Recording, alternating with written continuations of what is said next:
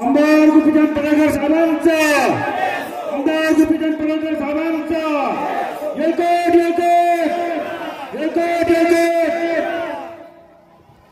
सियावर रामचंद्र की बोलता येते ज्यांना ज्यांना त्याने जय म्हणायला काहीच अडचण नाही।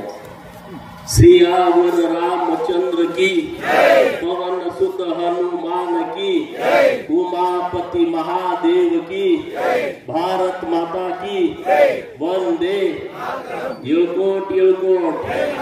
बाळू मामाच्या नावानं बिरोबाच्या नावानं अजून कंटाळलेलं नाही। आज शिर्डी लोकसभा मतदारसंघाचे महायुतीचे उमेदवार एक निष्कलंक चारित्र्य संपन्न व्यक्तिमत्व, साधी राहणी, मितभाषी आणि या परिसरामध्ये नेहमी ज्यांचा वावर आहे असे माननीय सदाशिव लोखंडे साहेब यांच्या प्रचाराच्या निमित्तानं व्यासपीठावरती उपस्थित ज्यांनी आता घणाघाती मार्गदर्शन आपल्याला केलं ते प्रदेश कार्यकारिणी भाजपाचे नेते माननीय जालिंदर वाकचौरे,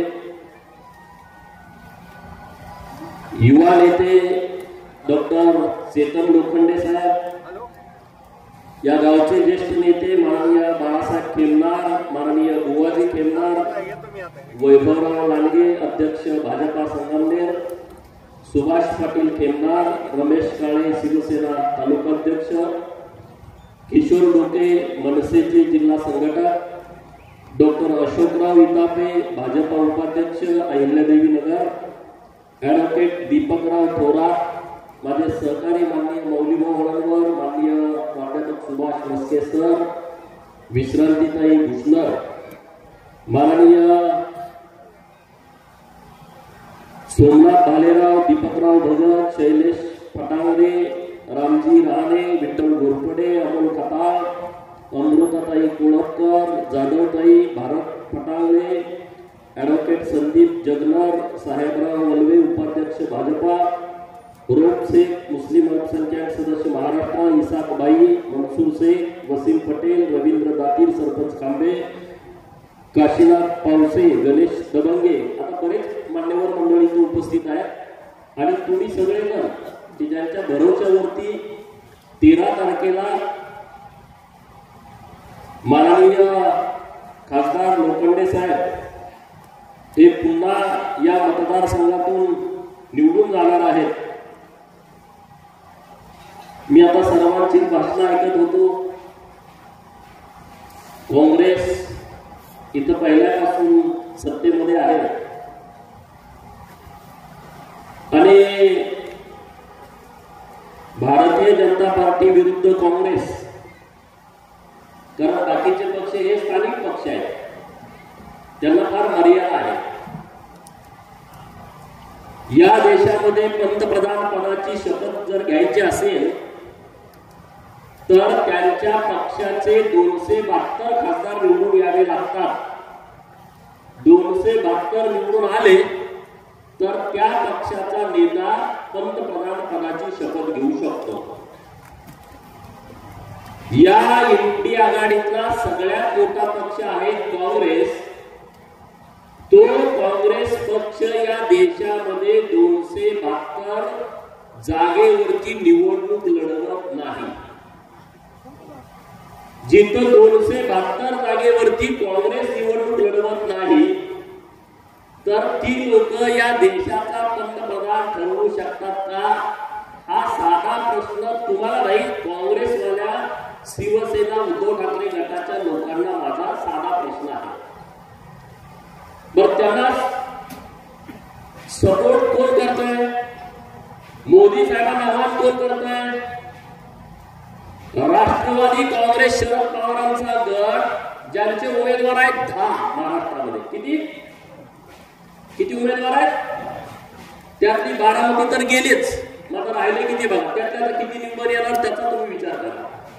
ती लोक चॅलेंज कुणाला करतायत नरेंद्र मोदी साहेबांना की आम्ही आता देशातली सत्ता बदलणार आहोत.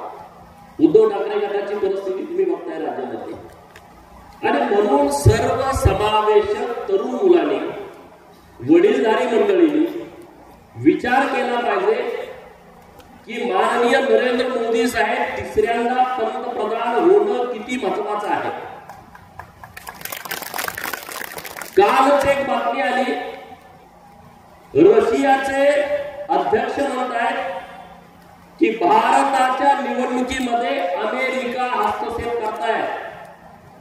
म्हणजे तुम्ही विचार करा, नरेंद्र मोदी साहेबांना काँग्रेस, राष्ट्रवादी पवार गट, उद्धव सेना, तिकडं अखिलेश यादवची पार्टी, तिकडं लालू प्रसादाचा मुलगा तेजस्वी यादव, ममता बॅनर्जी, स्टॅलिन, तिकडं तेलंगणावाले, दिल्लीचे केजरीवाल, तिकडं भागवत मान, पंजाबचे मुख्यमंत्री, नुसता यांचा विरोध नाही आहे. आपली जी शत्रू राष्ट्र आहेत, चीन, पाकिस्तान, या शत्रू राष्ट्रांना वाटतोय की नरेंद्र मोदी साहेब तिसऱ्यांदा भारताचे पंतप्रधान झाले नाही पाहिजे. जर ते झाले तर भारत जगातली महासत्ता बनणार आहे, याची भीती त्या लोकांना वाटत राहिली. आणि जी लोक नरेंद्र मोदी साहेबांना विरोध करतायत त्यांना मला एक प्रश्न विचारायचा आहे, तुम्ही पाकिस्तानच्या बाजूच्या का चीनच्या बाजूच्या हे तुम्ही गावातल्या लोकांना सांगितलं पाहिजे. इथलं का यांच्या विरोधाचं फार महत्व नाहीये, कारण काँग्रेस पक्ष हा भारताच्या हिताचा कधीच विचार करू शकत नाही. कारण काँग्रेस पक्षाचा जन्म हा इंग्रजांच्या काळामध्ये इंग्रजांनी निर्माण केलेली पार्टी आहे 1885 साली. 1885 ला कुणाचं इथं राज्य होतं आपल्या देशामध्ये? कुणाचं होतं? इंग्रजांचं. पार्टी स्थापन केल्या इंग्रजांच्या काळात. जी पार्टी इंग्रजांच्या काळात स्थापन झालेली आहे, इंग्रजांच्या सल्ल्यावरून, इंग्रजांच्या सांगण्यावरून ती पार्टी भारताच्या भविष्याचा चांगला विचार करू शकते का? करू शकते? भारतीय जनता पार्टीचा जन्म कधी झालाय? 1980 ला. शिवसेना जी बाळासाहेबांनी स्थापन केली तिचा जन्म कधी झालाय? 1966 ला. म्हणजे आता भारताच्या स्वातंत्र्यानंतर निर्माण झालेल्या पार्ट्या. आणि म्हणून काँग्रेसची कायम विचारधारा ही फक्त आणि फक्त घराणेशाहीला मजबूत करणं, घराणेशाहीला खतपाणी घालणं, त्यांना कारखाने देणं, सूतगिरण्या देणं, बँका देणं, दूध संघाची सत्ता देणं आणि त्यांच्या माध्यमातून गोरगरीब शेतकऱ्यांना पिळवणूक करणं. आता सांगा, आमचे नेते देवेंद्र फडणवीस साहेब, त्यांच्या साखर कारखान्याचं नाव तुम्ही ऐकलं का? त्यांची काही सूतगिरणी आहे म्हणून तुम्ही कधी ऐकलं? चंद्रकांत दादा आमच्या पार्टीचे नेते आहेत, त्यांचा कारखाना आहे कुठं तुम्ही ऐकलं? जे मूळ भाजपची लोक आहेत, या लोकांना फक्त आणि फक्त देशाचं पडलेलं आहे. आता एकनाथ शिंदे साहेब राज्याचे मुख्यमंत्री आहेत, आहे का कारखाना? तुमच्या कानावर आला, माझ्या तर कानावर नाही कुठला कारखाना त्यांचा. कुठली सूतगिरणी, कुठली बँक त्यांच्याकडे आहे हे माझ्या कानावरती नाही. आणि काँग्रेसचा एखादा छोटा पुढारी जरी घेतला तर ते किमान तालुक्याची तर कुठली तरी बँक त्याच्या ताब्यात पाहिजे, नाही तर त्याला झोप लागत नाही. त्याला लोकांना पिळवणूक करू वाटते नेहमी. ऊस सुद्धा नेणार नाही. बाहेर 10 महिन्याचे ऊस असणार, तुमचा 18 महिन्याचा देणार नाही. पिळवणूक करणार. आता उद्या निवडणूक झाली का ते चालू झालंच बघा. इकडून वाटेला जायचं नाही, तिकडं जायचं नाही, तुला सोसायटीचं मी कर्ज देणार नाही, तुझा ऊस नेणार नाही, हे चालू होतं. ही राजकारणाची पहिल्यापासूनची पद्धत आहे. पण तुम्हाला माझी हात जोडून विनंती आहे, तुम्ही पूर्वीचा अहमदनगर जिल्हा आणि आताचा पुण्यश्लोक अहिल्यादेवी नगर जिल्हा, मित्रांनो, या जिल्ह्याला एक वेगळं महत्व आहे. या जिल्ह्यामध्ये चौंडी गावामध्ये पुण्यश्लोक अहिल्यादेवीचा जन्म झाला. ज्या पुण्यश्लोक अहिल्यादेवींनी छत्रपती शिवाजी महाराजांच्या नंतर छत्रपती शिवाजी महाराजांनी जे हिंदवी स्वराज्य स्थापन केलं होतं, त्या स्वराज्याची भगवी पताका देशातल्या काही सरदार आणि खांद्यावरती घेतली. त्यामध्ये अग्रक्रमानं नाव ज्यांचं घेतलं जातं ते होते सुभेदार मल्हारराव होळकर, ज्यांनी छत्रपती शिवाजी महाराजांच्या भव्य विचाराची पताका खांद्यावरती घेतली आणि कशा पद्धतीने पुढे काम केलं.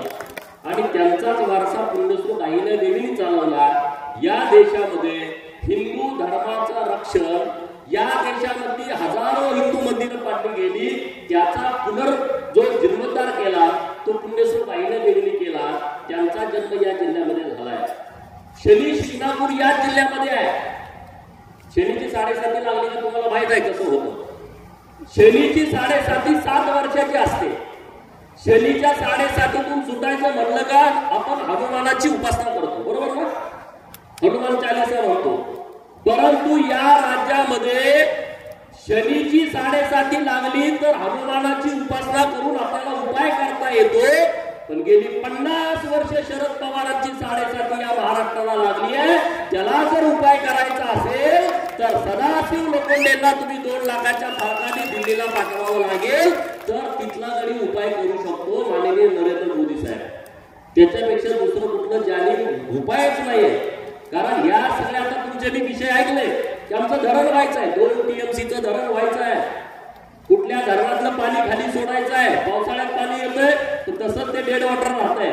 हे जे प्रश्न आहेत हे गेल्या अनेक वर्षांपासून, तुम्ही काँग्रेसला मतदान दिली 50 वर्ष, इथले आमदार कुठून येतात 40 वर्ष, अनेक वर्ष ते सत्तेमध्ये आहेत, महाराष्ट्रातल्या मंत्रिमंडळामध्ये महत्वाचे मंत्री आहेत. मग का नाही पाण्याचा प्रश्न सुटला?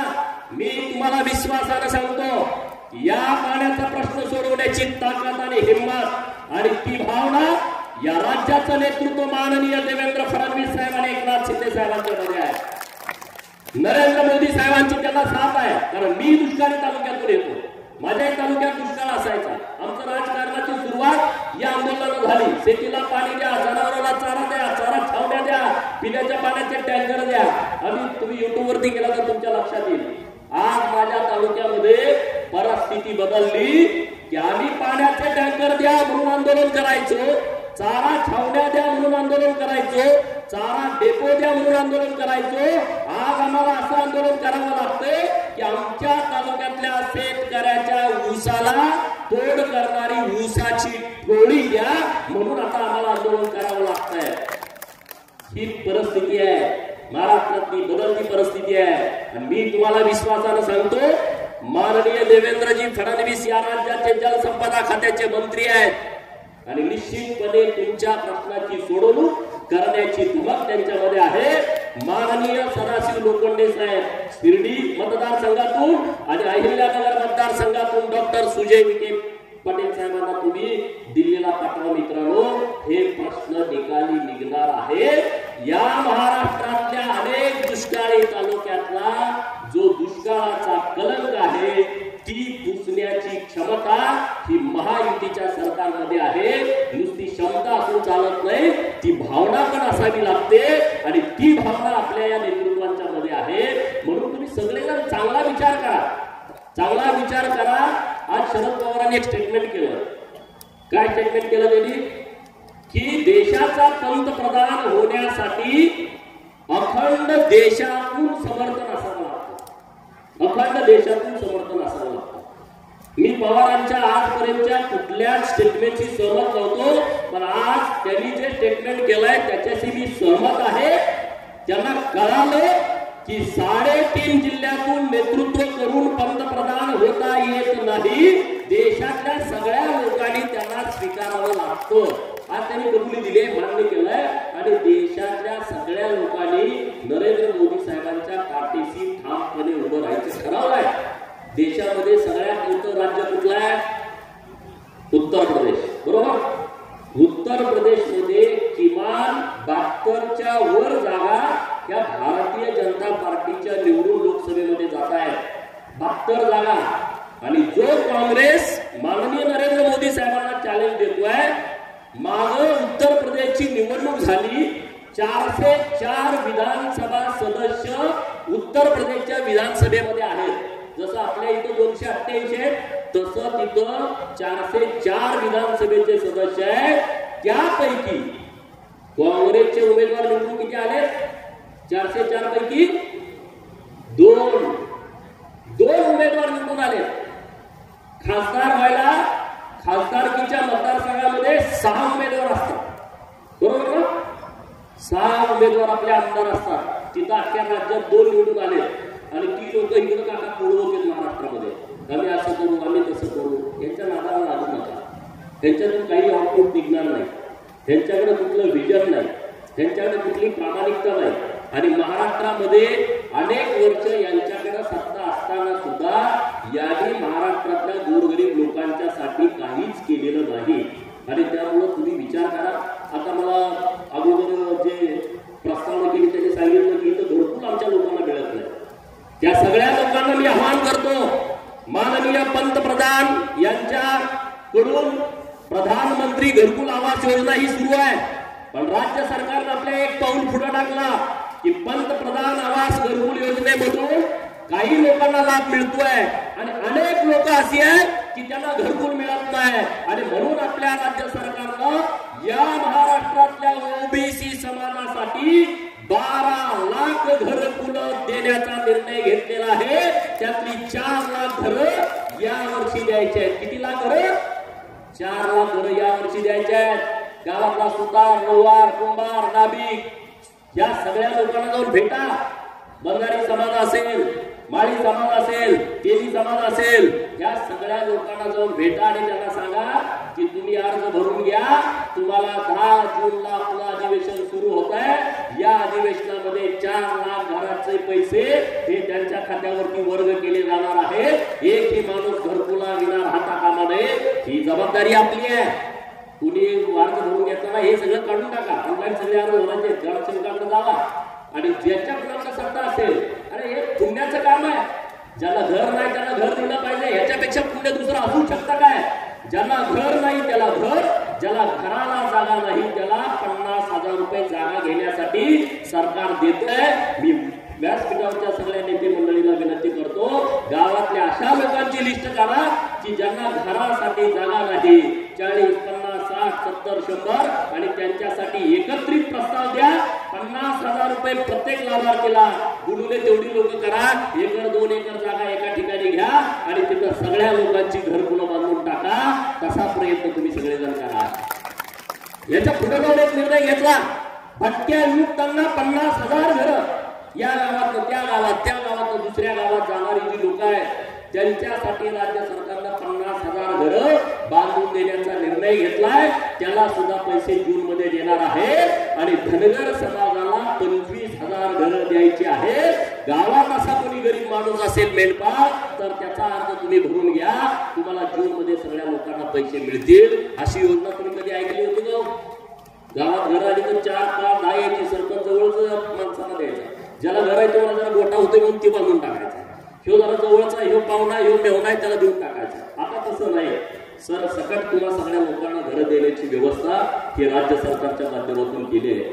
आणि म्हणून नरेंद्र मोदी साहेब आणि इथं एकनाथ शिंदे साहेब, देवेंद्र फडणवीस साहेब हे सगळे महायुतीतली सगळी लोक हे चांगल्या पद्धतीनं काम करतायत, चांगल्या पद्धतीनं सरकार चालवतायत. त्यासाठी तुम्ही सगळेजण ताकदीने उभा राहा. आता एक काँग्रेसचे लोक तळ्यात मिळत आहेत. आता जरा त्यांना जरा तिकडं सोशल मीडियात वातावरण वाटतंय. आता राधाकृष्ण विखे पाटील साहेब इथं नेतृत्व करतात आपल्या जिल्ह्यामध्ये. महसूल मंत्री आहेत, पशुसंवर्धन खात्याचे मंत्री आहेत, दुग्ध विकास खात्याचे मंत्री आहेत. दुधाचे भाव पडले, 5 रुपये थेट अनुदान देण्याचा निर्णय माननीय राधाकृष्ण विखे पाटील साहेबांनी मुख्यमंत्री उपमुख्यमंत्र्यांच्या माध्यमातून घेतला. काही लोकांना अनुदान आलंय, काही लोकांना आलं नसेल, त्यांना सुद्धा जून महिन्यामध्ये अनुदान येईल. हा मोठा निर्णय आहे. कारण दुधाचे भाव जागतिक लेवलला ठरतात आणि त्यामुळं माझा शेतकरी अडचणीत येता कामा नये. त्यासाठी दुग्ध विकास खात्याने निर्णय घेतला. पशुसंवर्धन खातं त्यांच्याकडे आहे. 1.5 कोटी जनावरांचा विमा सरकारच्या वतीनं आता उतरवलाय. लंपीमध्ये तुम्ही बघितलं जनावरं किती मेली, तर ज्या जनावरं मेली त्या सगळ्या जनावरांना राज्य सरकारच्या वतीनं निधी देण्याचा त्यांनी प्रामाणिकपणे प्रयत्न केलाय. ज्यांची जनावरं गेली त्या सगळ्यांना राज्य सरकारच्या माध्यमातून मदत मिळालेली आहे. आणि आता लंपीच्या बाबतीमध्ये महाराष्ट्र राज्य लसीकरणामध्ये आता नंबर 1 वरती येत आहे. आपल्या सगळ्या जनावरांना लसी देऊन आपण बाहेरच्या राज्यामध्ये लसी पुरवण्याचं काम या वर्षी आपण करतोय. एक ना अनेक विषय सांगण्यासारखे. आज त्यांनी ते सलोखा नावाची योजना आणली. आपण सगळे शेतकरी आहे, माझं रान आहे आणि ते दुसऱ्याच्या नावावर आहे. माझ्या नावावर रान आहे पण तो नकाशा दुसरीकडे आहे. असे कितीतरी अडचणी आहेत आपल्या. आणि हे दुरुस्त होत नाही. हे सांगायचं कुणाकडं, बोलायचं कुणाकडं, जाता येत नाही. आणि म्हणून आपल्या सरकारनं माननीय महसूल मंत्री महोदयांच्या माध्यमातून सलोखा नावाची एक योजना आणली आहे. 1000 रुपयामध्ये तुमचा दस्त करून मिळणार. 1000च्या पुढे 1 रुपया सुद्धा तुम्हाला खर्च येणार नाही. 7% भरावे लागतात तुम्हाला जर दस्त करून घ्यायचं म्हटला. ते बंद करून टाकलं. सलोखा नावाची योजना आणली. असं जर कुणाचं शेतकऱ्याच्या चुकीच्या पद्धतीने नोंदणी झाल्या असतील, नकाशामध्ये काही फेरफार झाला असेल तर 1000 रुपये नोंदणी फी भरायची आणि तुमची सगळी कागदपत्र दुरुस्त करून घ्यायची. ही सरकारने योजना तुमच्याकडे आणली मित्रांनो. असे अनेक विषय सांगण्यासारखे. आणि म्हणून नरेंद्र मोदी साहेब का माझ्या अगोदरच्या अनेक वक्त्यांनी सांगितलं की एक जागतिक दर्जाचं नेतृत्व आहे. ना घर ना दान ना प्रपंच ना बायका ना पोरं काही नाही. वैयक्तिक स्वार्थ काही नाही या माणसाला. आज त्यांचा भाऊ पेट्रोल पंपावरती काम करतो, दुसरा भाऊ पतंग विक्रीचं दुकान आहे. योगी सारखा माणूस, उत्तर प्रदेशचा मुख्यमंत्री, त्यांची सख्खी बहीण आज एका मंदिराच्या बाहेर लाकडाच्या खोक्यामध्ये नारळ, फुलं, हळदी कुंकू विक्रीचं काम करते. मला सांगा, एखाद्या राज्याचा मुख्यमंत्री त्याची बहीण अशी कुठं नारळ विक्री करेल का? सांगा. सरपंचाची बहीण करते का कुठल्या? नाही करत. सत्ता इतकी मोठी पॉवरफुल असते. आणि म्हणून अशी लोक आपल्याला मिळालेत. आपण जपूया, ताकदीनं यांच्या पाठीमागे ठामपणे उभं राहूया. नाहीतर पवारांचा खेळ तुम्हाला माहित आहे. काय करायची? सत्ता ताब्यात घ्यायची, लुटून टाकायची. काही उपयोग नाही. का मराठवाड्याला पाणी मिळालं नाही एवढी वर्ष? का तुमच्या तालुक्याला पाणी मिळालं नाही? अरे आमचा जत तालुका पाणी मिळालं नाही. आता 2000 कोटी रुपये सरकारनं दिले आणि टेंडर झाली. माझ्या जिल्ह्यातला एक तालुका आहे जत तालुका. 65 गावाला पिण्याचं पाणी कर्नाटकात जातं म्हणजे 2000 कोटी रुपये एका वेळेस दिले सरकारनं आणि आता काम चालू आहे तिथं मित्रांनो. आज मी तुम्हाला विश्वासानं सांगतो, माननीय देवेंद्रजींच्या संकल्पनेतून समुद्रात जाणारं पाणी, वाहून जाणारं पाणी सगळं उचलून आता मराठवाड्याला दिलं जाणार आहे. एक थेंब सुद्धा पाण्याचा समुद्राकडे जाऊन दिला जाणार नाही. सगळ्या लोकांची रानं पूर्णपणे ओलिता खाली आल्याशिवाय आता पुढच्या काळामध्ये राहणार नाहीत. अशी व्यवस्था राज्य सरकार आणि केंद्र सरकारच्या माध्यमातून होत आहे. आणि म्हणून तुम्हाला माझी विनंती आहे, आज अहिल्यानगरचा निर्णय केला, तुम्हाला आवडला का नाही सर? अहमदनगरचं नाव बदललं आणि पुण्यश्लोक अहिल्यादेवी नगर केलं.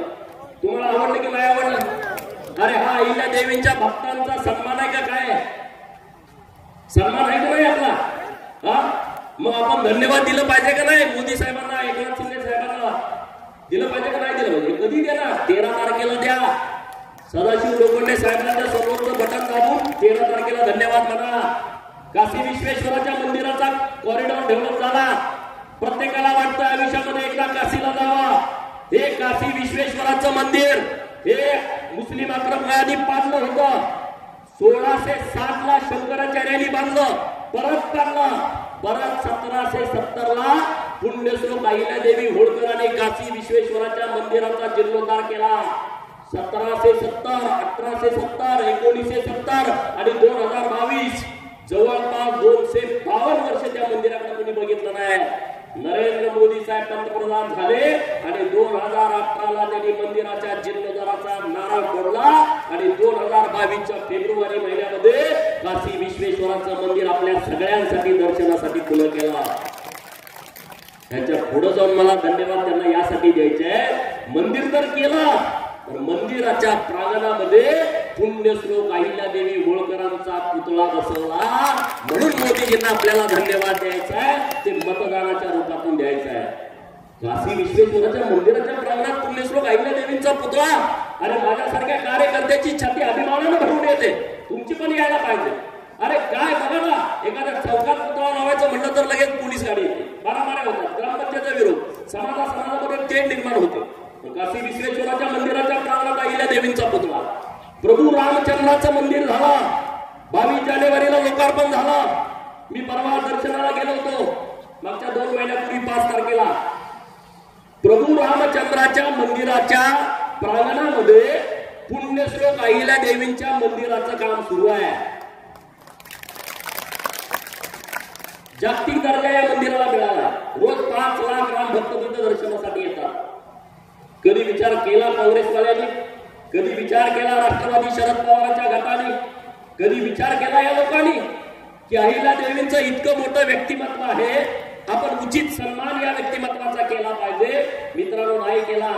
आणि म्हणून या पुण्यश्लोक अहिल्यादेवी नगर जिल्ह्यातल्या सगळ्या अहिल्या भक्तांना माझी विनंती आहे, एक सुद्धा मत इकडं तिकडं जाता कामा नाही मित्रांनो. डॉक्टर सुजय विखे पाटील यांना आणि इकडं सदाशिव लोखंडे साहेबांना आपलं एक ना एक मत गेलं पाहिजे मित्रांनो, तर आपण धन्यवाद दिला असं आपण म्हणू. अरे इकडे बारामतीला एक शासकीय वैद्यकीय महाविद्यालय झालं, राज्यामध्ये 16 वैद्यकीय महाविद्यालय झाले. बारामतीच्या शासकीय वैद्यकीय महाविद्यालयाला पुण्यश्लोक अहिल्यादेवींचं नाव दिलं मित्रांनो. आम्ही मागणी केली होती, गिरीश महाजन साहेबांनी तर घोषणा करून टाकली. इकडे चौंडीमध्ये 31 मेला मागच्या वर्षी जयंतीचा कार्यक्रम सुरू होता, फोन आला व्यासपीठावरती की तुम्ही घोषणा करून टाका, मी 5 वाजेपर्यंत शासन निर्णय करतोय. काय ताकद आहे बघा ना, ही सरकारची ताकद आहे, ही सरकारची भावना आहे, आपल्यासाठी नाही. अरे राजे उमाजी नाईक ग्रामोसी समाज ज्याला दैवत मानतो, त्यांची जयंती सरकारनं साजरी करावी, गेली अनेक वर्षाची मागणी होती, सरकारनं साजरी केली नाही. आपल्या सरकारनं निर्णय केला आणि राजे उमाजी नाईक जे इंग्रजांच्या विरोधामध्ये लढले, त्यांची जयंती आता सरकारच्या माध्यमातून सुरू आहे.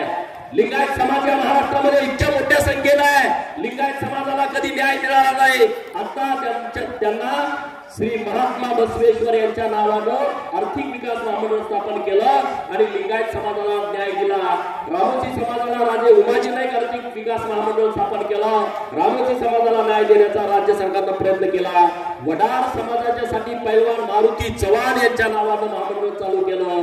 गुरव समाज, गावातला छोटा समाज आहे गुरव समाज, त्यांच्यासाठी सुद्धा राज्य सरकारनं महामंडळ स्थापन केले मित्रांनो. एक ना अनेक विषय तुम्हाला सांगण्यासारखे आहे. आणि मग परत म्हणायचं भाजप असं आहे, भाजप तसं आहे, भाजप संविधानाच्या विरोधात आहे, अशी जी पिल्ल सोडतात ना लोक, या लोकांच्या पासून आपण सावध राहिलं पाहिजे. कारण काँग्रेसवाल्यांनी आतापर्यंत किमान 80 वेळा घटनेमध्ये बदल केलाय. किती वेळा? किमान 80 वेळा. ती लोक म्हणतात की नरेंद्र मोदी साहेब संविधान बदलणार आहेत. किती चुकीची अफवा आहे, किती चुकीच्या पद्धतीने लोकांना सांगितलं जातं. अरे डॉक्टर बाबासाहेब आंबेडकर साहेबांच्या विरोधात हेच काँग्रेसवाले होते, याच काँग्रेसवाल्यांनी डॉक्टर बाबासाहेब आंबेडकर साहेबांचा 2 वेळा पराभव केला. त्यांचा पीए त्यांना डॉक्टर बाबासाहेबांच्या विरोधात उभा केला, 14,000 मतांनी त्यांचा पराभव केला. एका निवडणुकीमध्ये पंडित जवाहरलाल नेहरू सांगितलं होतं की मी डॉक्टर बाबासाहेबांच्या विरोधामध्ये प्रचाराला येणार नाही, असं म्हणून 2 वेळा त्यांच्या विरोधात सभा घेतल्या. ही लोक या सगळ्या गोष्टी बोलत असतील आणि लोक त्या गोष्टीला भुलत असतील, तर मित्रांनो आपण सगळ्या लोकांनी विचार करण्याची गरज आहे. जर तुम्ही विचार नाही केला तर त्याचा काही उपयोग होणार नाही. आपल्याला जे नेतृत्व मिळालंय असं नेतृत्व जपणं ही आपली जबाबदारी आहे, आपलं कर्तव्य आहे. आणि त्यामुळे मला विश्वास आहे की संगमनेर तालुक्यातून जास्तीत जास्त लीड हे माननीय सदाशिव लोखंडे साहेबांना मिळाल्याशिवाय राहणार नाही. सगळ्या लोकांच्या आता पूर्णपणे लक्षात आलेलं आहे. अरे किसान सन्मान निधी डायरेक्ट खड्ड्यावरती येतो. तुम्ही कुणाला भेटला, तलाट्याला भेटला का, सर्कलला भेटला का, कुठल्या पुढाऱ्याला भेटला, माझा फॉर्म भरून घ्या म्हटलं, काही नाही. या देशामध्ये जेवढे शेतकरी आहेत, ज्यांच्या नावावरती 7 बार आहे, त्यांच्या सगळ्याच्या खात्यावरती पैसे येतात. ना तो कुठल्या जातीचा आहे, ना तो कुठल्या धर्माचा आहे, ना तो कुठल्या पक्षाचा आहे, कुणाला मानतो, काही नाही. तो माझ्या देशाचा शेतकरी आहे, तर त्या सगळ्यांना न्याय मिळाला पाहिजे. या धोरणावरती नरेंद्र मोदी साहेबांनी हे योजना सुरू केली आहे. हे पैसे कुठून येत आहेत? तुमच्या खात्यावरती 2,000 येत आहेत, ते कुठे येत आहेत याचंही आपल्याला माहिती असायला पाहिजे. माननीय नरेंद्र मोदी साहेबांनी काही संकल्पना राबवल्या त्यांच्या सरकारने. ऊसाच्या शेतकऱ्याला भाव मिळत नाही, मग काय केलं पाहिजे, तर ऊसापासून इथेनॉल केलं पाहिजे. ही संकल्पना केंद्र सरकारने आणली. इथेनॉल काय करायचं, तर इथेनॉल पेट्रोल मध्ये मिक्स करायचं. या वर्षी इतकं इथेनॉल मिक्स केलं की आपले जे पैसे दरवर्षी 16 लाख कोटी रुपये पेट्रोल आणि डिझेल साठी बाहेरच्या देशाला जातात, आखाती राष्ट्रांना. या वर्षी इथेनॉल पेट्रोल मध्ये मिक्स करण्याचा निर्णय घेतल्यामुळं आपल्या देशाचे 44,000 कोटी रुपये वाचले. किती? आखाती राष्ट्रामध्ये जाणारे 44,000 कोटी रुपये वाचले. ते 44,000 कोटी रुपये तुमच्या खात्यावरती टाकलेले आहेत. पुढे ते वाढत जाणार आहे. केंद्र सरकारचं धोरण आहे 2 लाख कोटी रुपये आपल्याला दरवर्षी हे इथेनॉल मधून बाहेरच्या देशात जाणारे वाचवायचे आहे. 2 लाख कोटी रुपये.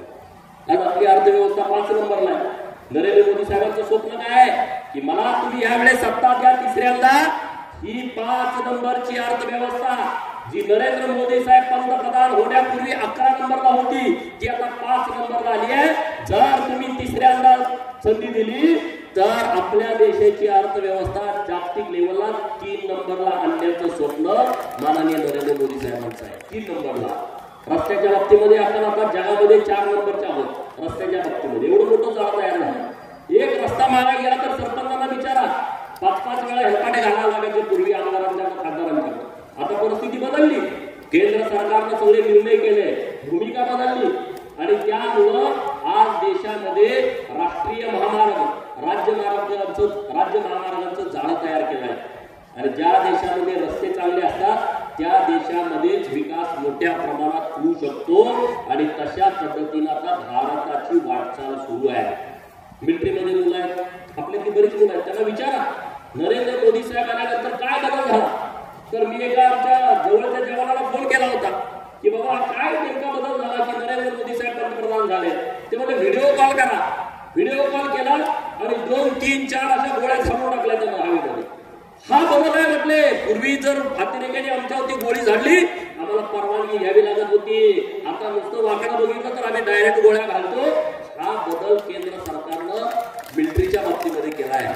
मिलिटरीमध्ये दुसरा बदल काय झाला, या वर्षी आपण कायम शस्त्रास्त्र खरेदी करायचो बाहेरच्या देशातून. सगळी शस्त्रास्त्र आपण खरेदी करायचो.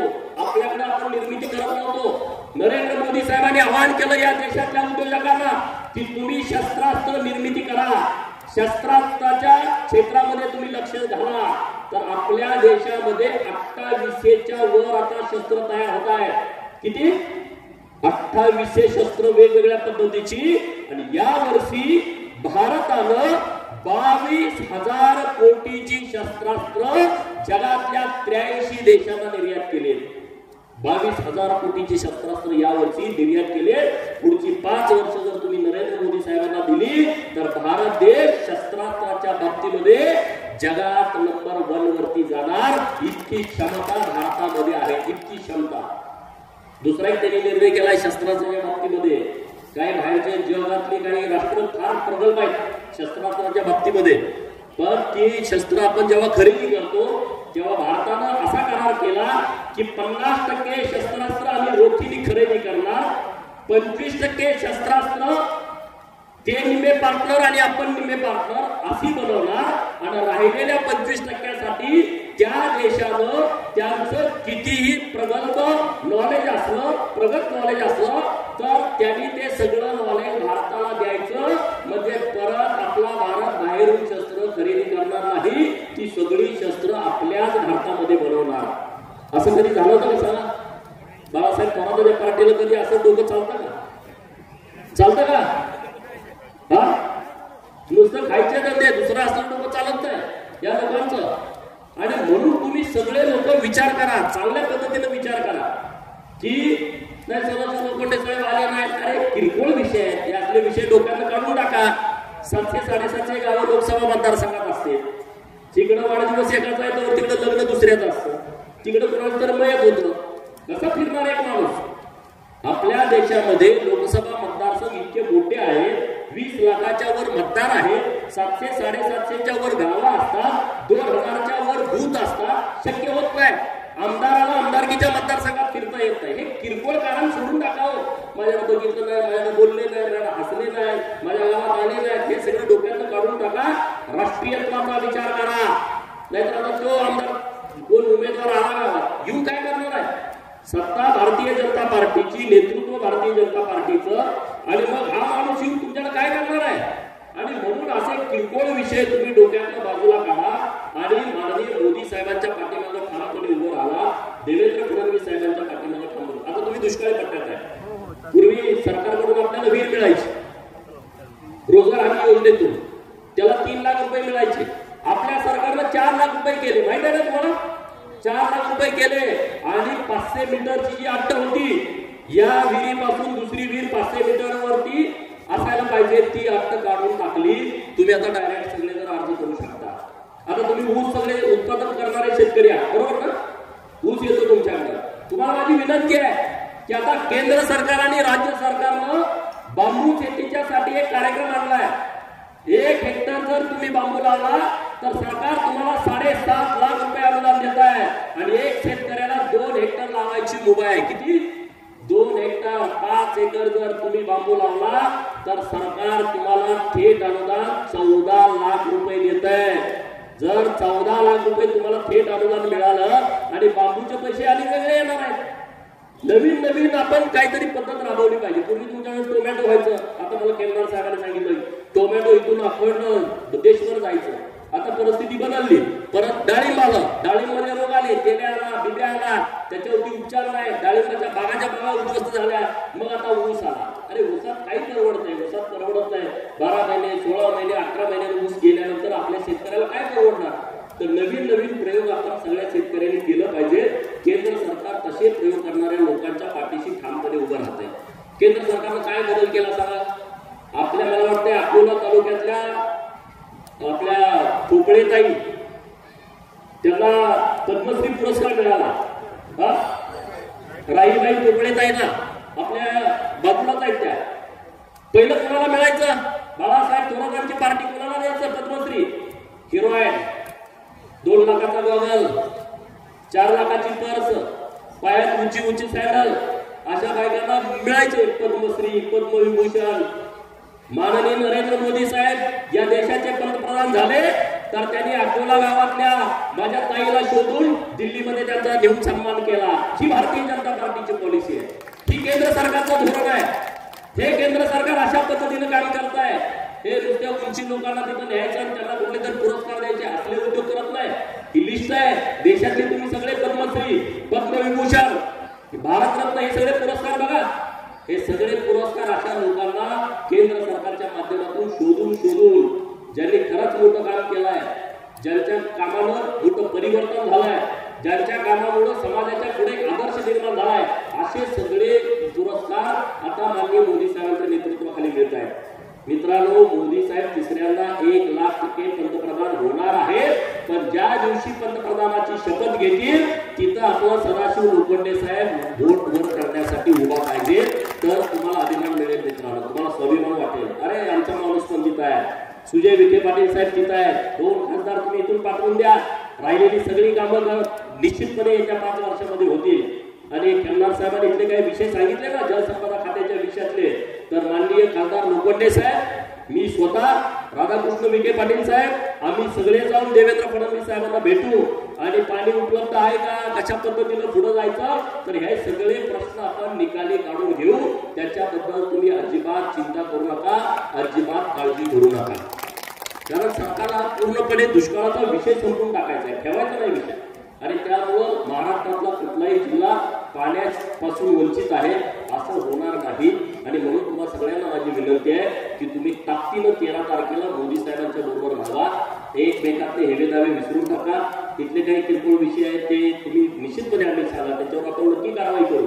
जे काँग्रेसमध्ये लोक सत्तेचा गैरवापर करतात, काय भानगडी करतात, तो विषय वेगळा. पण त्याही लोकांना समजावून सांगा की मोदी साहेबांच्याकडे अजेंडा आहे, मोदी साहेबांच्याकडे मुद्दे आहेत, मुद्द्यावरती काम करण्याची त्यांची भावना आहे, ताकद आहे.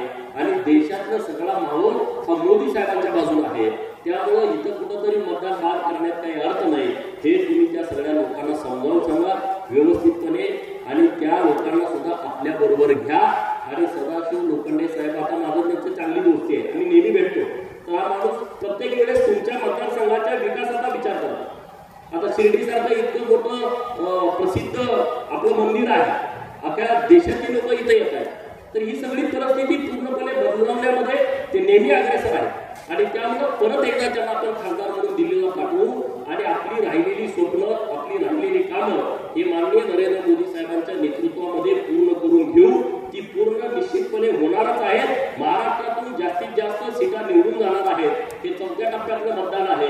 आणि परत 5वा टप्पा एकच आपल्याकडे शिल्लक राहतो 20 तारखेचा. तर या 4थ्या टप्प्यामध्ये हे आपले दोन्ही उमेदवार निवडून कसे जातील यासाठी तुम्ही सगळेजण मतदान करा. एवढीच कळकळीची विनंती करतो आणि थांबतो. जय हिंद, जय महाराष्ट्र, जय भारत. धन्यवाद साहेब. त्यानंतर